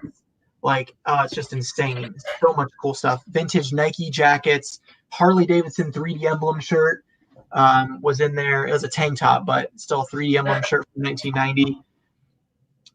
It's just so much stuff. It's overwhelming. I'm so excited to share it with you guys on these bins draft videos, and hopefully Yeah, they kind of the draft video was awesome. I enjoyed it a lot.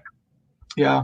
It was a lot of fun to make. We kind of just decided on the fly that we were going to record them, and we did different stuff on each one. So I'm kind of giving you guys the OG 19 that are still here, the lowdown, but we did different types of drafts in like each episode. So like one of the episodes, we did a blind draft where I closed my eyes and picked something random out of the bin, and then whatever I picked was Kyle's draft pick. And then he did the same thing for me. So we did like one episode where we didn't even know what we were getting. And we both still got so much good stuff. There was Prada, Versace, vintage Tommy Hilfiger, all Wow. sorts of stuff. I mean, it's insane. And one of the guys that was in the live chat earlier, I think he's gone. His name on YouTube and Instagram was Fat Cat Finds. He bought a wholesale mystery box from me. And I put one of the Prada shirts in there, and it's like an $80 to $100 shirt. One item was like an $80 to $100 shirt. So I put good stuff, in the mystery boxes that I was selling. Well, the main mystery box that I sold, but I sold a vintage sports one. I put 10 really good bangers in that box. There was nutmeg tags and Chicago Bulls shirt, 1992 Orioles shirt. There was just some really good stuff. I just want people to be. That's the kind of deal I need to come across. Dude, I know it was so exciting when she messaged me. We had been working on a deal for like 3 months. She messaged me like 3 months ago and said they were looking at moving, and if I was interested in buying some of their inventory. And I was like, sure, let me know when you're ready. And then last week she messaged me and she was like, hey, we're ready to move. You want to come check out our stuff? And I was like, sure. And I drove my car. I wasn't expecting to buy everything. I ended up having to get a U-Haul truck because which you saw in the video, but if you watched it, but it was so much stuff. I wasn't expecting to walk into the amount of stuff that was there, especially not even the video games. I thought it was just clothing. So the video games was like icing on the cake. And then they gave me a mannequin. They gave me a steamer. They gave me over $200 worth of shipping supplies, eBay boxes, poly bags, poly mailers, bubble mailers, like so much stuff. I mean, I still can't even believe it. It was such a blessing. It was just a really cool opportunity. So it pays to make friends at the bins. That's how I met them, was at the bins, just talking about vintage clothing. You got a network. So it was a lot of fun, and just networking and making just regular conversation with people like, oh, hey, you're a reseller. I mean, most people there are resellers, but that's kind of how you break the ice. And you're like, oh, hey, you're a reseller. What do you do? Where do you sell on? And then, and the reason I really got hooked on talking to them was because Connor, last year when I met him, was probably about April or May of last year. And we were talking about eBay stuff. I told him I had just started reselling. I had like just hit $1,000 in sales on eBay for my 60-day total. And I was like super pumped. And he showed me his, and it was like his 60-day total was like $32,000 or something. And I was like, you made $32,000 selling clothing from the bins? And he's like, yeah, you just got to know what to pick, my man. So then I started like really talking to him and stuff. It was insane. I mean, there's one trench coat that I got from the draft. It's from the company. The brand is Max Mara. I don't know. It's a trench coat. Apparently they're like worth $800. I don't know anything about the brand, but I looked it up, and some of them are selling for up to $800. So I'm like, okay, I'll take it. You got some hidden gems in there, that's for sure. Dude, I got a lot. I can't wait for you guys to see the rest of these videos. I really hope that it kind of helps boost my channel a little bit, because I really want a lot of people to see the videos because they're just so much fun. But I'm near St. Louis. I'm surprised at how I never see St. Louis Blues items. Yeah, I don't know. Like when I go to the bins, I don't typically get a lot of Orlando teams like Orlando Magic or Tampa Bay Buccaneers. Excuse me. But I do get a lot of Disney stuff because I'm close to Disney, but I'm surprised because when I watch your haul videos, Bob, I've seen a lot of like Iowa, hoodies and crew necks and, Yeah. colleges and stuff. I don't personally see a lot of that myself, but I am pulling more like, if you look at my haul videos, I do pick up like a good variety of stuff. I'm not just looking for specifically vintage clothing. So, Yeah. Like I said, I need to get into hard goods more. Like, they're out there. They're just waiting to be bought. I just need to go get them. yeah. Well, up where you live, once like flea market and garage sale season kind of opens back up, that's the best place, honestly, to get the hard Oh, yeah. goods. Goodwill is great because you can always rely on the thrift being open, and every once in a while you can score good items. Like I found a vacuum at the Goodwill bins, and I paid $8 for it at the bins, which was overpriced for the bins. But it was a Dyson ball vacuum, and then I sold it on Facebook Marketplace for like $100. Yeah. So I mean, hard goods can pay off. I can't wait until the weather warms up so it starts to get dry again, and garage sales, flea markets will be popping up. I'm going to own them this summer. It's going to be all Yeah, me. I've been actually looking at a lot of other opportunities too. Like these guys do these vintage pop-ups like Yeah. once a month in Orlando and stuff. I've been thinking about setting up a tent and trying out one of the pop-ups or setting up at the flea market myself and trying to resell some goods and just make videos about it, different types of ways of making money, if eBay's slow or something like that. So Rican Flipper said leave the hard goods. I know it's because he wants them. Victoria said, "Go get them. The hard goods equal money." Yeah, for sure. Um, I've sold some stuff recently I just posted in my what sold video, my quarantine what sold video yesterday. I had some really good hard good bolos in there. Trying to see like the Mytel phones. If you saw my phone, like office phones and stuff. If you don't have to buy as many as I did, but like this office phone right here, it was still new in the package. It's just a corporate office phone where you can like do conference calls and stuff. I sold this for 120 bucks. So phones can pay big time, and hard goods in general. But that's just one of them. If you don't know phones, they may look old. People skip by them. Sorry, people skip by them all the time because it just looks like an old, office phone. Yeah, I do. They're good money. Not all of them, not all of them. Some of them are worth 10, 12 bucks, but some of them are worth a lot. So, oh my gosh, that does sound fun. Look forward to seeing those videos. Oh, the draft videos. Yeah, the first one is out. You can go on my YouTube channel, Profit Monsters, and you can find it.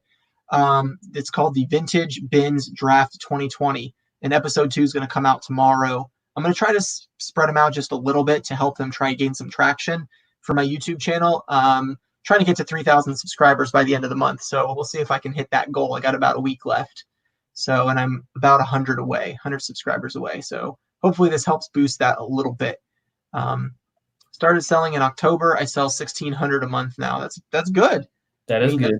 That's solid, especially I think Donna, you said earlier, was it you? Someone said earlier that that they were doing something else as a job as well. So I can't remember specifically, but I mean, whether it's part-time or full-time or whatever, I mean, that's good money right there.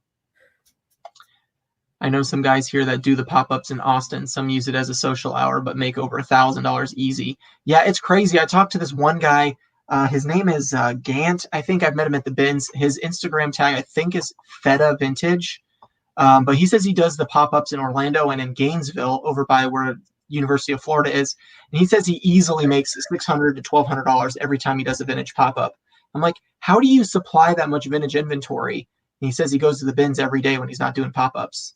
I'm like, dang, dude, that's insane. I went to my first pop-up last summer, and it turned out to be a bust, actually. So kind of like the opposite effect. A guy that I talked to quite frequently was there, and he's like, people just aren't selling. Everyone's just here to get their name out there and talk and just look. So they can be a bust if you, hit or miss, I guess.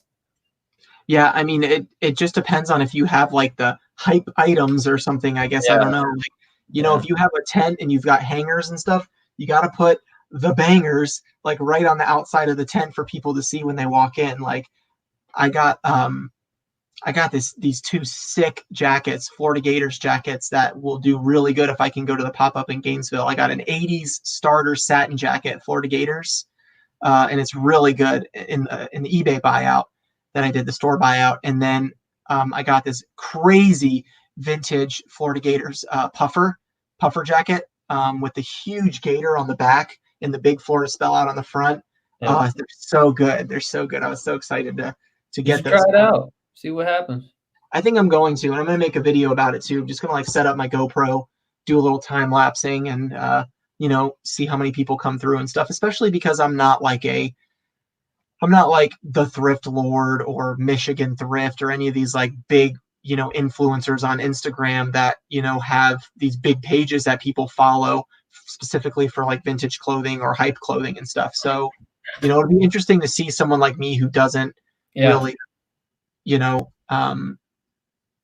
really go to them that much. I don't even go like shopping at them because I don't buy a lot of stuff for myself. I'm just too cheap.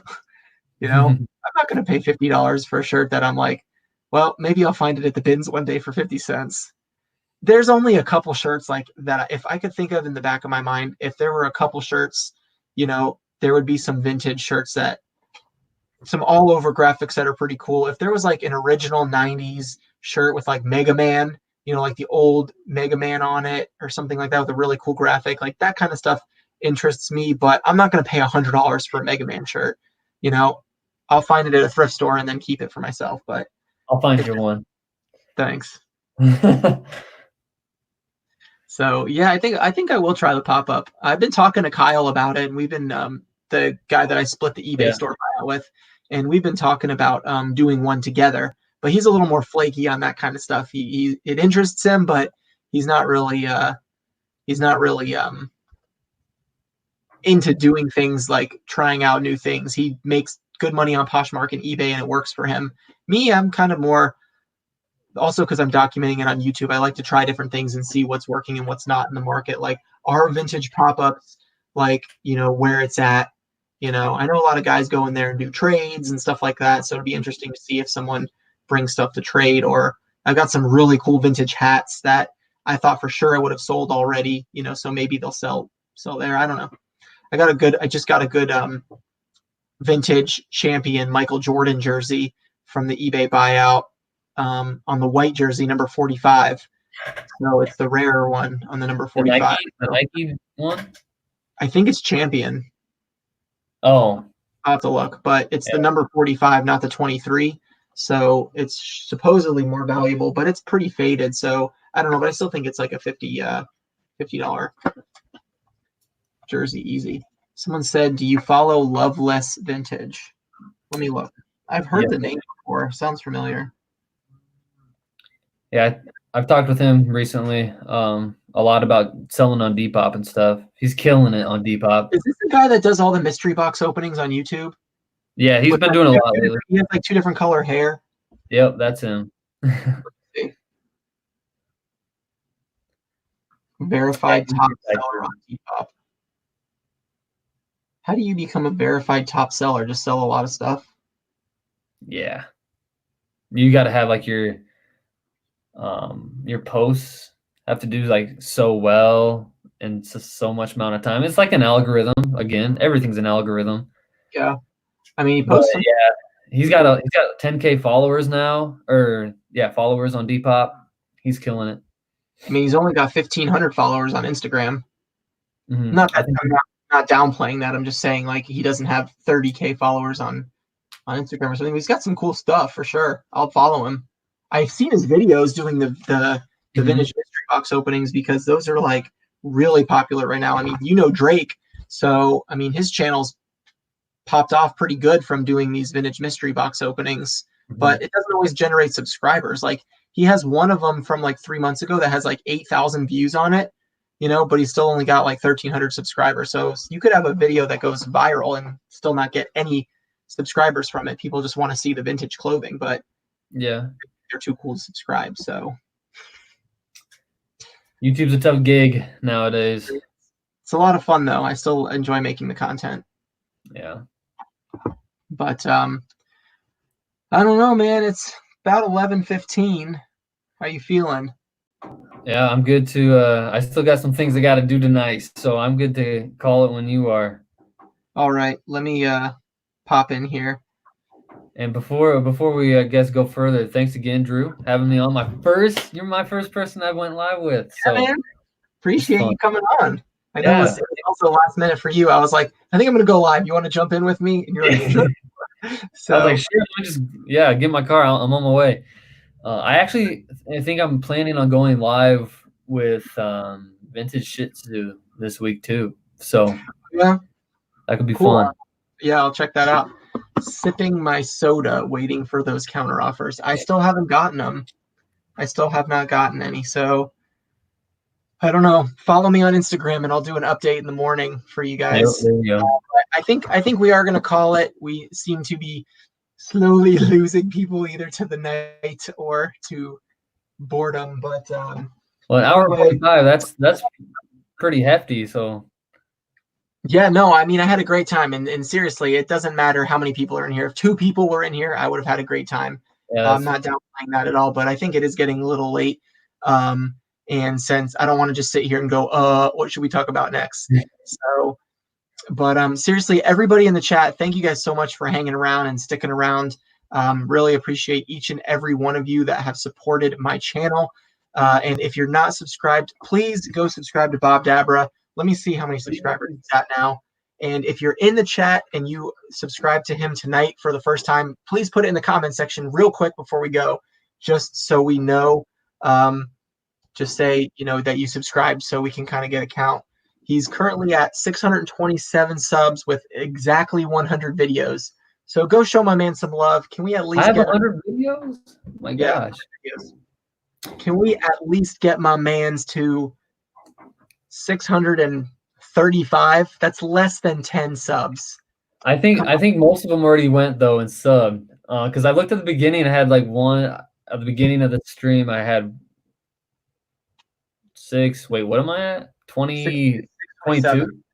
Okay. Yeah, so I had 5 of the people have already went and subbed, but that's good for me. Thank you guys. Yeah. Well, thank you guys for the support and supporting other resellers like this man, poking him in the face right here. You know how TikTok does that thing where people collab and it's like someone goes like this and then they have their fingers sticking out the other side? It's crazy.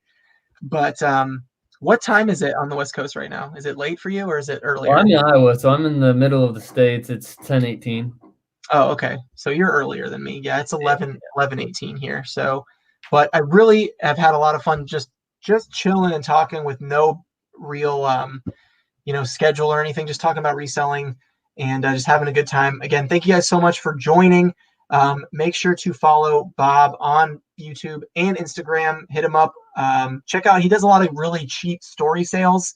If you're looking for cool stuff, he does. So someone else, a couple people said they subbed. So thank you so much for that. Really Thank you guys. Thank you. 1018 here in Missouri. Anyway, if you guys have any final questions, I thought Bob was in Florida. No, I'm in Florida. Bob's in Iowa. So if there's any final questions or thoughts before we jump off, throw them into the comment section. And if not, we will sign off. Reek Flipper, sorry, I forgot your name. I got you on Instagram. We'll meet up sometime this week. Well, actually, Orange County is being quarantined starting on Thursday. So I have, it's 2 weeks minimum, quarantined. So luckily I've got enough stuff. I'll have to meet up with you maybe tomorrow. If not, I'll ship it out to you. I promise I'll get it out. And I don't see any other comments or questions. So thank you guys so much for hanging out. Y'all are the best. Stay safe, everybody. Stay safe.